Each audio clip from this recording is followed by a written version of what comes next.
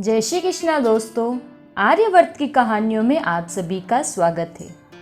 आज मैं आपको बताने जा रही हूँ गोपाष्टमी की कहानी।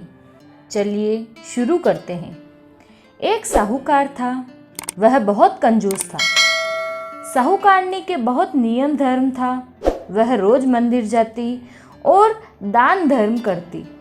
गोपाष्टमी आई तब सहेलियाँ बोली, आज तो हम लोग गोदान करेंगे।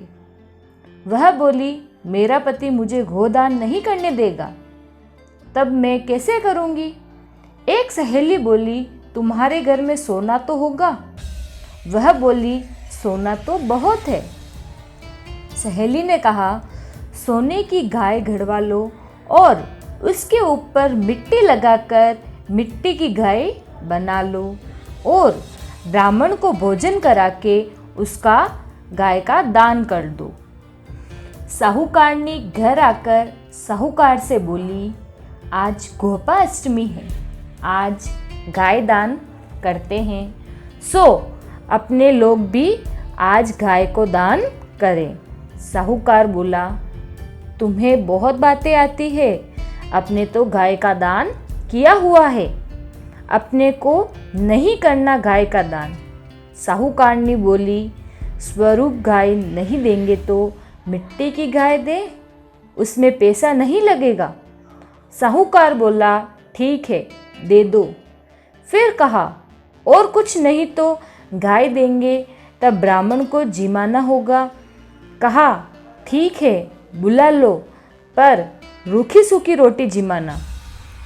सुनकर साहूकारनी प्रसन्न हो गई और एक ब्राह्मण को जीमने का न्योता देकर आई और कहा, भोजन करा के गाय का दान दूंगी। ब्राह्मण ने ब्राह्मणी से कहा, सेठानी, गाय का दान देगी तो गाय बांधने की जगह पर थान आदि बनाकर तैयार रखना। साहूकारनी ने आटे में खूब घी मिलाकर औसन कर रोटी बनाई और दाल बनाकर दाल में खूब घी डाला। ब्राह्मण जीमते जीमते बोला, बाई, दाल रोटी बहुत स्वाद है।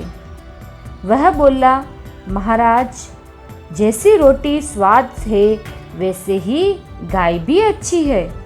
ब्राह्मण को भोजन करा के मिट्टी की गाय दान में दी। गाय देखकर ब्राह्मण के मन में सोचा, मिट्टी की गाय दी है, कोई बात नहीं, बच्चे खेलेंगे। गाय लेकर घर आया। ब्राह्मणी बोली, गाय के लिए धान आदि बनवाए हैं और मिट्टी की गाय लाए हो। कहा, दी वैसी लाऊंगा। गाय बच्चों को दी। बच्चे खेलते खेलते गाय को आंगन में छोड़कर चले गए। रात में वर्षा आई, सब मिट्टी बह गई और सोने की गाय चमकने लगी। देखकर ब्राह्मण ने गाय को उठाया और कहा, इससे बेटी का विवाह करूँगा। थोड़े दिनों बाद साहूकार मर गया। तब वैतरणी नदी पार करने के लिए मिट्टी की गाय आई और कहा, तुमने तो गाय देने नहीं दी, तुम्हारी पत्नी के कारण आई हूँ, सो मेरी पूंछ पकड़कर वैतरणी नदी पार कर लो। तब साहूकार मिट्टी की गाय की पूंछ पकड़कर वैतरणी नदी पार करने लगा। थोड़ी देर के बाद मिट्टी बह गई और सोने की गाय चमकने लगी। तब साहूकार ने साहूकारनी का उपकार माना और आराम से वैतरणी नदी पार की। खोटी की खरी करो और अधूरी की पूरी करो।